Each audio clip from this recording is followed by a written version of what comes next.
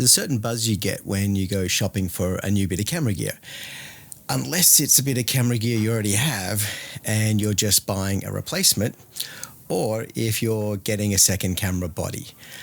This is one of the hardest things to commit your money to because you just don't enjoy spending money on something you already have. But actually having two camera bodies is one of the best investments you'll make in your photography.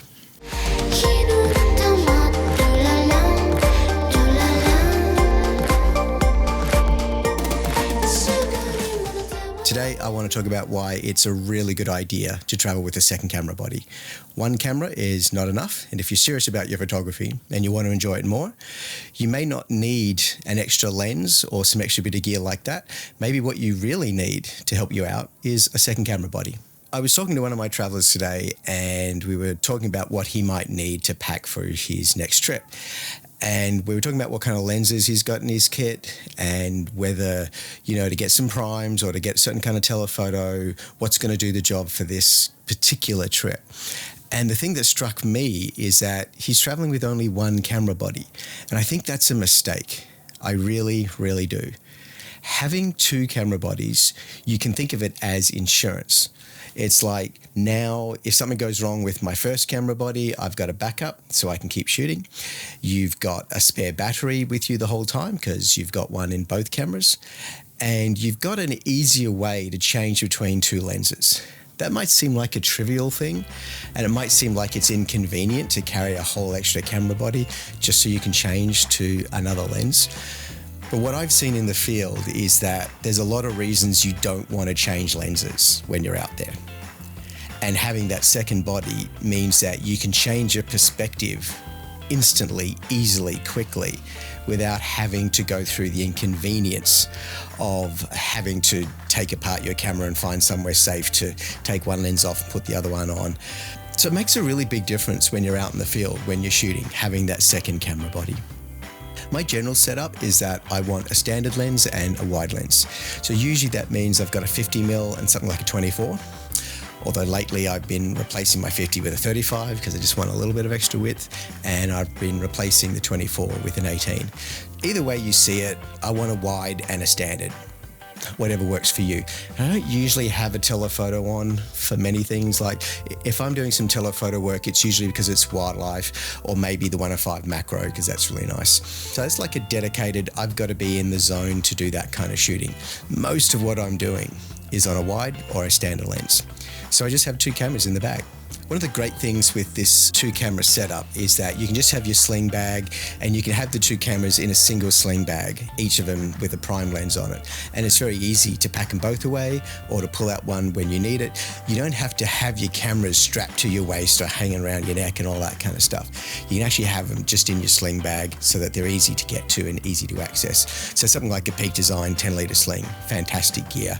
We've been traveling with Peak Design gear for a number of years and we really like the way it's changed our workflow. Instead of carrying one great big bag with everything in it, we like being able to have just the sling with a couple of lenses and a couple of cameras. It's a very simple equation.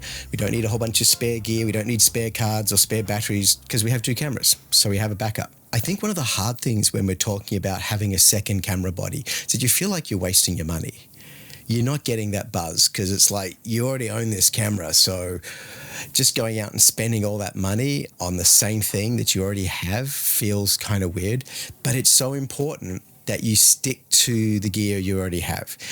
You don't want a situation where you have two different camera bodies that don't match properly. Like if you've got one that's partial frame and one that's full frame, really bad idea because now your lenses don't match. You can't replace one camera for the other if one fails. Equally important, I want the same lens system, I want the same battery system. I want completely interchangeability between those two cameras. And part of it is that your brain works better when you learn one camera and learn how to use it well. And then whichever of those two cameras you're grabbing in the bag, they're set up the same, they're identical. So it's easy to swap from one camera to the other. The other part of it is if something does go wrong with one of those cameras and you're down to one camera, if it's the one that doesn't have the full frame and suddenly your 50mm is no longer a 50mm, it's a 75mm, and now all of your numbers are out. Or worse, if they're two different lens systems entirely, like if I had the S series on the Lumix plus the G series, this doesn't help me. To have like one of each is a really bad kind of situation, because if one of those cameras goes down, I've lost half my lenses and I'm still carrying around all this junk that I now can't use. When I talk about having two cameras, I mean having two identical cameras. I don't mean having one that's slightly better than the other, because that's the one you're going to reach for the whole time. And anything that gets in the way of grabbing the lens that you actually need and picking it up and using it, if you think, oh, but I want to use the newer version, I want the Mark II, not the Mark I, and so you stick with the lens that's on the Mark II instead of going to the other lens that you really wanted, but it's the older camera, you want to turn off anything that's going to get in the way of just grabbing the camera that you need.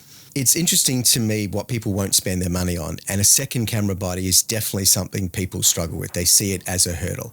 They'll spend tens of thousands of dollars on their airfares and their travel and going out to places, but they won't spend that extra $1,500 to get a second body of that camera that they've been traveling around with for 3 years that's now costs much cheaper than when they bought it brand new.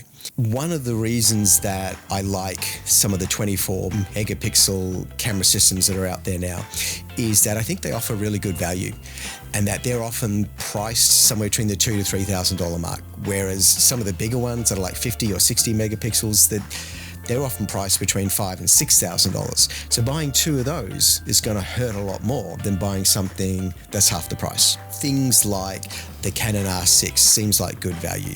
Things like the Lumix S5 Mark II seems like good value.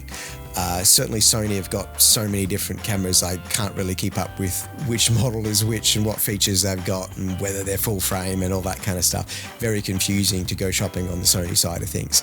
It's a lot easier with some of the other brands. But just getting two of exactly the same is a really good idea, and that's where just a 24 megapixel camera that does some good 4K video and has a couple of extra features, these are really good cameras.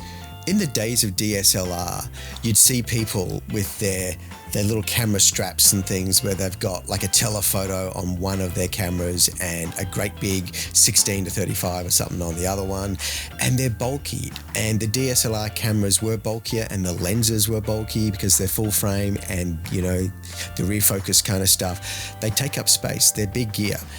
And so now that we've got the mirrorless systems and we've got really light lenses like the f1.8 series that you can get from Panasonic, some really good ones from Sigma, some good primes that are very light, it's actually pretty easy to travel around with two cameras now, much easier than it ever was.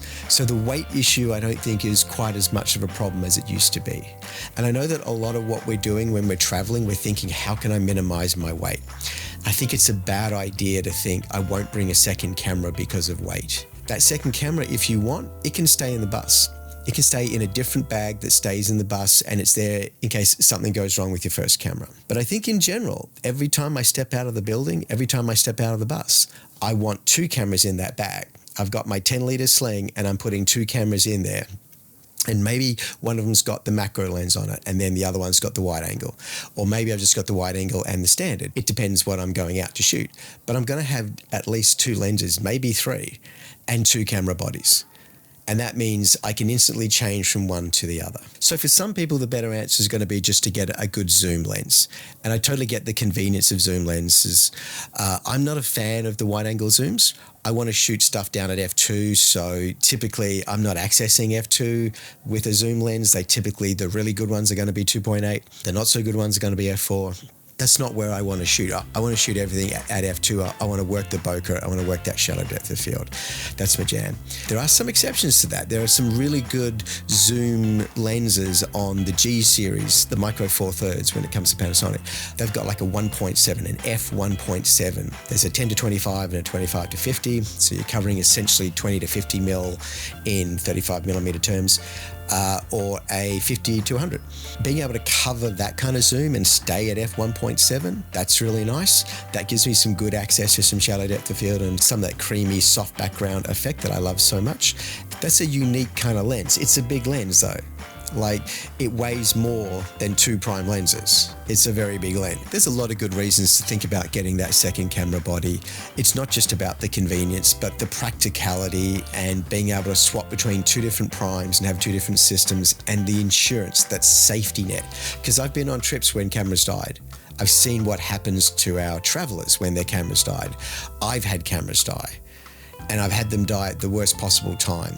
And so having a backup camera, like if you're spending all that money to go off and to do a trip, I think having a second camera is essential. If we're going out to shoot for a client, we absolutely need to have that second camera. You really need it. And it should be the same camera. Because I've had a situation where a camera died when I was shooting for a client, and my backup camera, my second camera, had a different battery system and its batteries were done. So I had some good batteries for a camera that didn't work and I had no batteries for a camera that did. That doesn't work very well on a commercial shoot. If you're turning up to shoot for a commercial client and they've invested some time and effort to arrange the shoot and suddenly you don't have a working camera, that's not a good situation. For us, it's absolutely essential. We can't have one of any single camera. We need to have two. It's got to be two of exactly the same, and we have them set up exactly the same. We have our custom dials set up the same so that whichever camera we grab, we can roll it onto C1, and that's going to give us f2 with aperture priority, and we're ready to shoot. The next time you're thinking about the trip that you're going to do to go and photograph somewhere overseas and get some beautiful images, please think about whether you need 10 lenses to pack in the bag or whether you actually just need a couple of lenses and a second camera body instead, because it's a really valuable part of your kit. And if you're really serious about your photography, the day will come where you will be so glad you had that second body.